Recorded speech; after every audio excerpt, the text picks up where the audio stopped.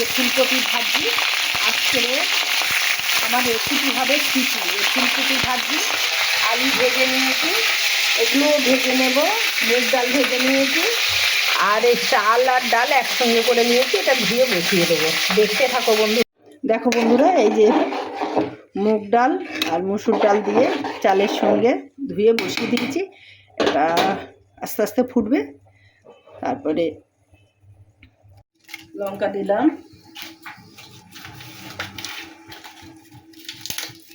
তেজপাতা দিলাম,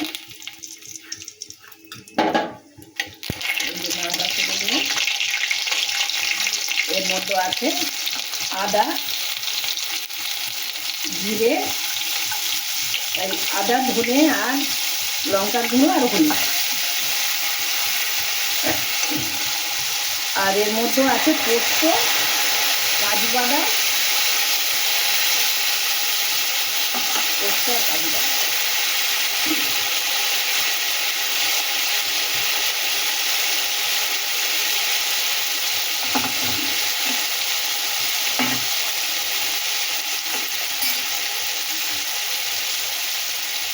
এবারে এটা দিয়ে দিলাম।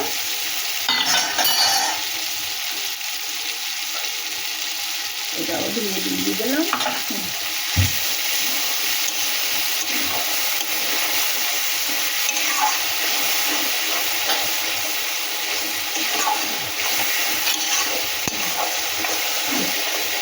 এই মশলাটা খিচুড়ির মধ্যে ঢেলে দেবো। এই যে মশলা আমি রেডি করেছি, এই মশলাটা আমি খিচুড়ির মধ্যে দেবো। তার জন্য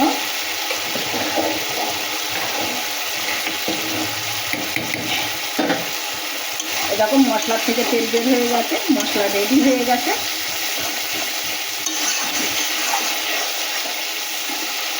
দেখো বন্ধুরা, এই দেখো এই খিচুড়ি ফুটছে। আর খিচুড়ির মধ্যে এই যে ফুলকপি আছে, বিনস আছে, শিম, এগুলো সব ভেজে নিয়েছি, এগুলো সব দিয়ে দিলাম।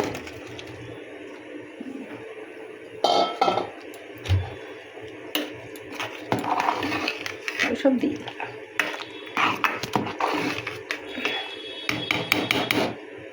এইবারে যে মশলাটা আমি কষাই করলাম, এই যে মশলাটা আমি কষে নিলাম, এই মশলাটা আমি এবারে আস্তে আস্তে দিয়ে দেবো। হাঁড়ির মতো এই মশলাটা আমি দিয়ে দেবো।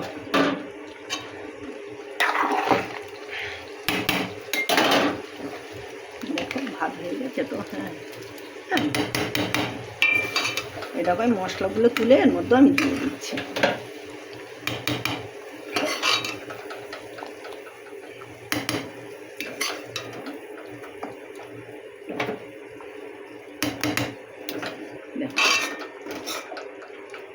এইভাবে খিচুড়িটা হতে লাগে। এবার কড়া ধুয়ে জলটা দিয়ে দেবো। এ দেখো বন্ধুরা, ফুটছে, প্রায় হাঁড়ি ভর্তি হয়ে এসছে। পরিমাণ মতন লবণ দিয়ে দেবো। দেখো, এই যে লবণ দিয়ে দেবো। একটু চিনিও দিয়ে দেবো। এই খিচুড়ি লবণের বা অন্যান্য সবজির সঙ্গে ব্যালেন্স রাখার জন্য একটুখানি চিনিও দিয়ে দেবো, আর একটু পরে দেবো। দেখো খিচুড়ি ফুটছে, আমি এবারে এর মধ্যে চিনি দিয়ে দেবো। এই দেখো চিনি দিয়ে দিলাম, লবণ আর চিনির ব্যালেন্স করে দিলাম। খেতে দারুণ লাগে, নিরামিষ খিচুড়ি তো অবশ্যই ভালো লাগে।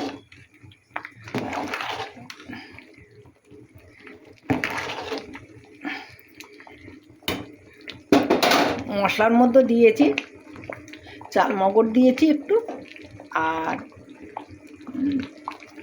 পোস্ত, কাজু পেস্ট করে দিয়েছে, আর হলুদ, লবণ আর শুকনো লঙ্কার গুঁড়ো, ধনের গুঁড়ো আর